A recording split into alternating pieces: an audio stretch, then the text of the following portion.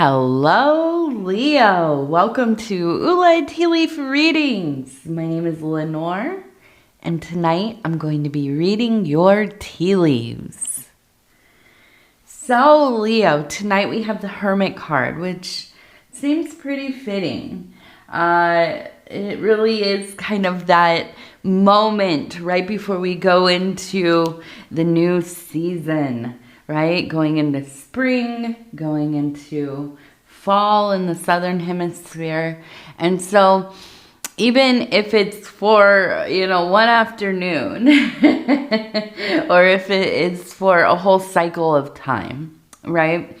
This is the perfect moment to kind of reevaluate, right? Take inventory of our lives, of the things that are ready to be set down and left in the past, and the things that we really are so very passionate about now, and really finding a way to, get further into that. And, right, for the future, just cultivating more and more possibility, opportunities. There's endless potential. So the Hermit really is like about going off, even if it's just like sitting by yourself for this certain lunch break, right? And really just like considering what's going on? What are we going to be doing? How are we going to do it? So I'm excited to see that. I'm ready for some Hermit mode myself.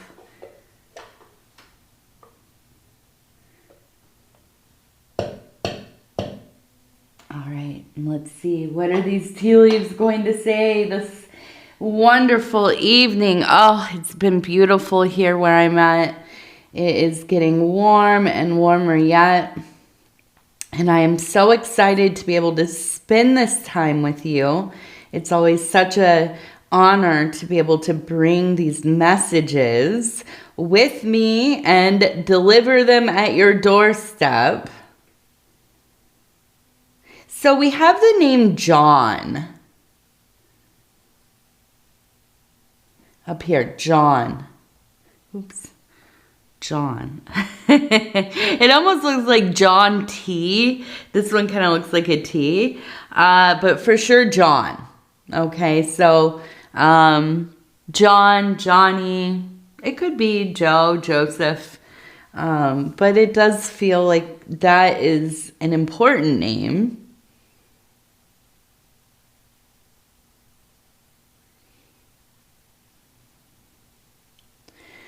So I feel like we're dealing with the first real strong energy, an older feminine energy who feels like it was somebody who took care of you. We're going to start right here. I want to look at this image right here. And where did she go? There we go. We have the eyes, the nose, and the mouth. And right up here where her head would be, it kind of almost looks like a crown, but I'm reading this as the roof of a house, right? And so I feel like this is very much about somebody you grew up around. Now, maybe this is your grandmother, maybe this is your mother, your auntie, your neighbor, but I feel like this is somebody who really, and we have N-M, okay, N-M. I feel like this is somebody who really had a lot of influence on you growing up. It seems to me that they maybe were a Cancer or are. It could be are. They were are. I'm referring to them in the past tense, right? So that I'm not sure that they have passed on, transcended their physical form, right? But it feels like they maybe must have. Because there seems to be kind of this gap of time. I feel like you've grown up a lot. So I'm wondering if they maybe preceded you, maybe when you were in your early 20s. You're getting into early adulthood. I feel like it was kind of at this moment where there was a lot of life stuff happening. That's maybe when they passed on, or maybe you moved away. It could be that you moved away, right? You went off to college, you met somebody, or you joined the military and you ended up in a different part of the country, or like on a different continent, I don't know, something, right? Where there is this departure from one another. Now, we have the large crab, so I'm wondering if this is like a Cancer person, or if maybe they have the qualities of the crab, right? Very kind of stoic, introverted, rich interior life, not super social, but definitely charming and easily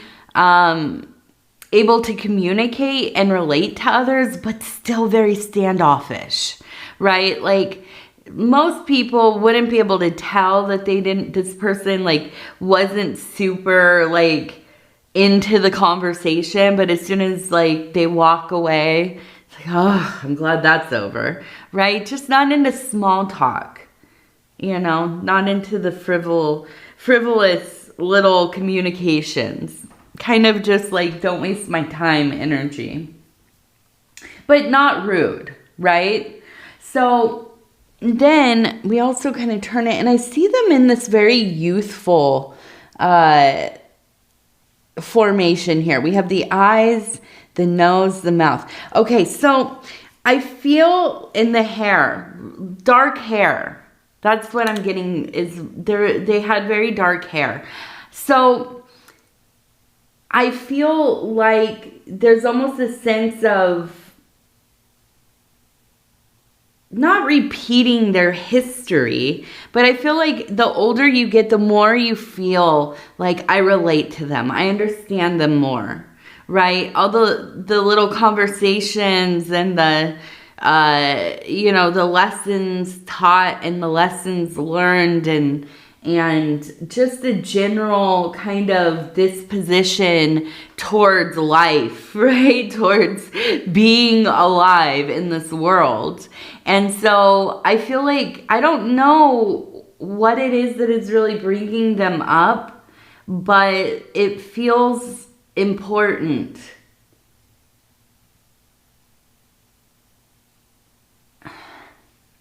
And it looks like it says Knoll over here. And I want to look that up, exactly what that means. And we're talking, before I say anything, I'm going to look it up just because.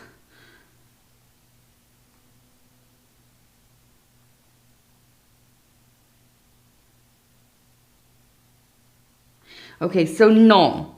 And that is K. Let me look at this. K-N-O-L-L, right? So this is a small hill. It says a small rounded hill. And I'm not going to read the other part because it's a company or whatever. A mound, which is interesting. Mounds have been so much in my consciousness lately. I've been having a lot of synchronicities around mound builders and different applications of earthworking and mounds and so on and so forth. So if you don't know what a mound builder is, it's kind of shown up in almost all cultures, right? I think in, the last like 100 years, it's been more and more recognized that it's not just in certain places, you know, like I know for sure in North America, right, and in the Isles, right, in England, these are two places that I know for sure when I was younger, like I knew about the mounds. But now maybe it's the more I get into archaeology and old histories, but there are mounds all over the earth. Every culture pretty much was making mounds, right? And a lot of times we think of them as burial mounds, you know, and that I think is a lot of them are, right? But there are also other applications, and that's what's interesting because some of them are like just ceremonial sites straight up.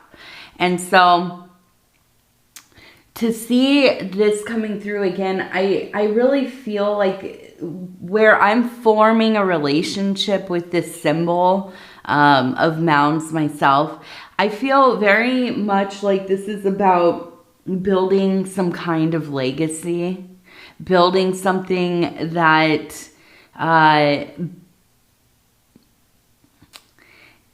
it moves the shape of the earth, but it is not leaving a mark that is taking from the landscape or, you know, deploying poisons into that beautiful, you know, land. It is something that this reform, this transformation, it is something that is give and take and give, right? There's a balance here. And so I feel like this must be a time where you are really kind of and it's not just nostalgia, right? This is like an investigation of self. You are tracking, you know, those lines leading back to beginnings, looking for, you know, the roots, the source of the conditionings, and also I think really wanting to pay homage in a way.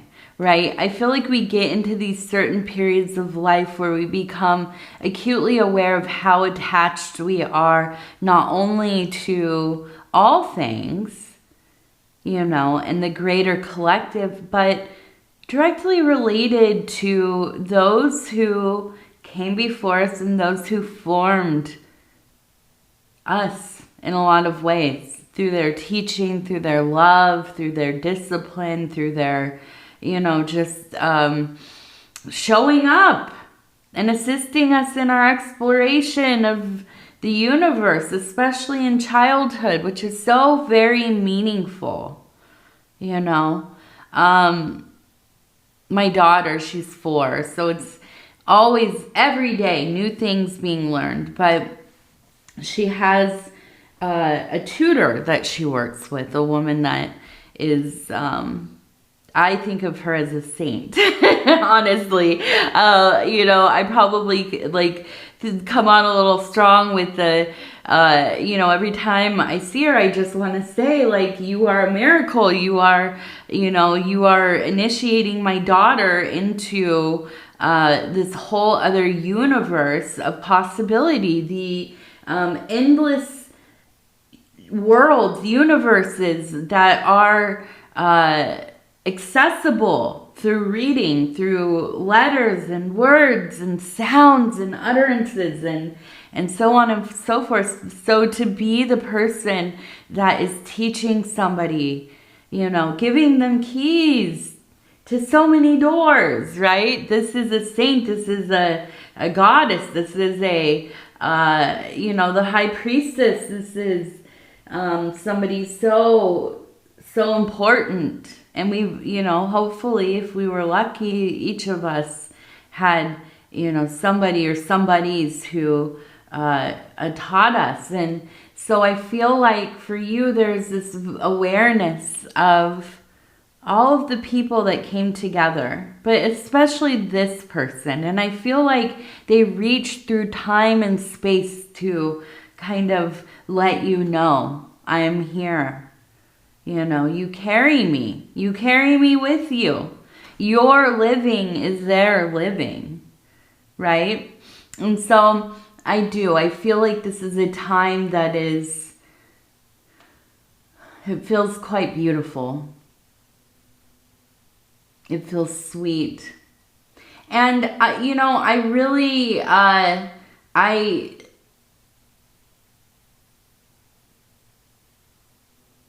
think that it's, you know, in these moments when we feel this kind of connection, there is a opportunity here to honor our people. And so if you are somebody who is very much like all keyed up on the spectrum of, you know, ancestral worship, you might be somebody who partakes, you know, and keeps altars and icons and all this kind of thing. Or you might be somebody who is, you know, awakening to the fact that they're with you in every step that you take. You feel them, right? That they hang out with you. There's often so many comments on here of people telling me, I feel my grandmother. I hang out with my uncle. He's been gone for 30 years, but you know, he's often showing up and hanging out, and you know, and I believe this wholeheartedly, you know.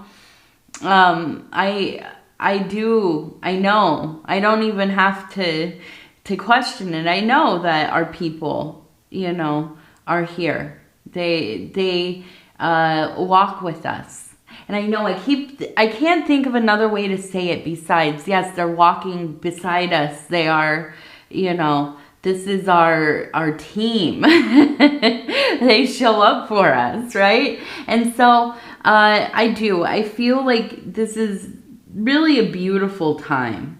Now, we do have something that feels maybe a little bit more serious here, and this is that there is something with a health issue. Now, I don't think that this is necessarily yours, but I feel like this is an ongoing and chronic, you know, issue, disease, or you know, continuous flare-ups, chronic pain, something like this. Now, I do feel like where there has been anxieties around maybe money for treatment, doctoring, you know, especially if you're in America, you know what's up. If you're anywhere else, hopefully, you know, you have better coverage than we do. But it does feel like there is going to be some kind of opportunity to probably have some of this covered, or, you know, like a surprising, okay, insurance is going to allow this type of deal. And so I feel like this will change. And it's awful to say, but it is. Getting that funding, the ability to pay for some kind of treatment or medicine, or, you know, whatever it is. And maybe this is kind of modern medicine. It could be that this is some kind of alternative treatment, or like now you can pay for some kind of retreat or healing session, or, you know, whatever it is. I say this and you might envision like going to a modern medicine doctor, right? And maybe that's not your jam. So that's not what I'm saying, but it could be, right? This could be that, if that's kind of what you partake in. We also have the number 36. The number 36. And I'm going to move over to this side. And we have again the sheep. Here's the sheep. We also have a snail.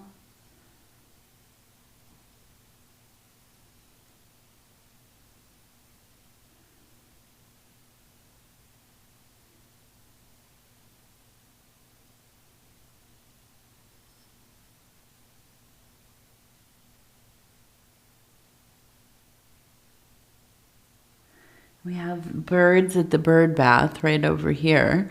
So it feels like there's been kind of a division, I think, with maybe like a love interest or maybe a relationship ending in the last year or so. Kind of a long breakup, a divorce, something like this. And I feel like this has been the thing that at times has led you into, I keep thinking like this kind of like a illusionary place, right? Like you've been living in your fantasy world, you've been daydreaming a lot, which, by the way, I'm not saying is a bad thing, right? We often think of like, oh, they're just always daydreaming and, off in their own world as being kind of very disconnected from everything. And that's not always the case. Or just as like a dalliance or a coping mechanism that's kind of frivolous. Well, I don't think so. I think maybe our imagination is the most important thing that we have, right? It is something that allows us to be in so many places at once, but also to, work through some of the things that we need to have kind of that cleared flow of energy in our waking life, right? And so I feel like for you, you're maybe kind of surrounded by a lot of materialists, and that's not to say like somebody that likes to buy a bunch of stuff. No, a materialist is somebody who is based in the physical world. They're not as, out there in their mind or believe, have a lot of like, beliefs and superstition or, unknown things, the mysteries and so on. But I feel like for you, during this, breakup, the separation, the division of your life, I feel like, you have been more in this space, which I think has actually led to you having a breakthrough in your creativity.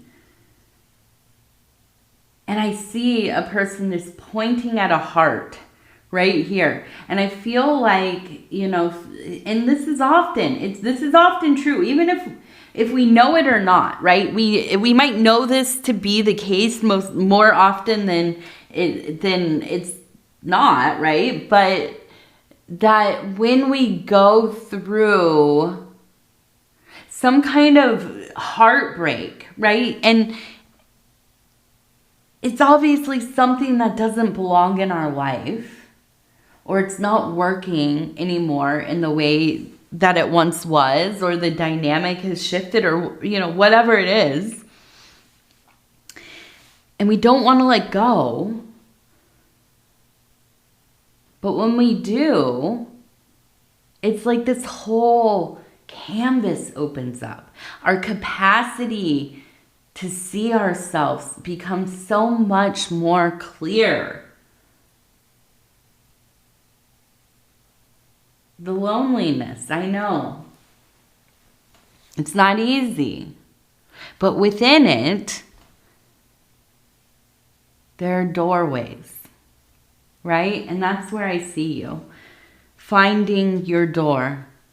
Where are you going next? Because this is a big next for you.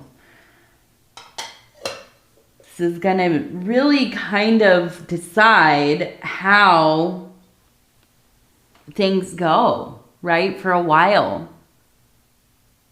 I feel like a fundamental shift in your life. And that's what you're building up to. So let's go ahead. We're going to do 3 lucky numbers. Number 8. Number 38. And number 3. Nice. All right, now we're going to end with our gratitude affirmation cards, and I'm just going to flip through, stop where that card feels right, the one that wants to jump out. We have the astral web. It says, I am held safely in a beautiful astral web of relationships. I am grateful for hundreds of people who serve my needs. From producing the food I eat to making the clothing I wear, I give thanks for every hidden strand in the web of my life. Practice. I give thanks for 3+ acquaintances or strangers in your community who serve you, who serve you even if you have never met them. Even if you have never met them. All right. And then we'll end with our inner child oracle cards. And we'll just kind of flippy through. All right. And here we go. It says, number 13, find your haven. There is a place of wonder waiting just for you. There is a place of wonder waiting just for you. All right, Leo, I want to go ahead and tell you I love you because I do, and I thank you so much for spending this time with me. It is always such an honor to be able to bring these messages to you. If you want to like, subscribe, or leave a comment, I would love to hear from you. Other than that, I'm going to say I love you again. Please take care of yourself. We'll talk in a few days. Good night.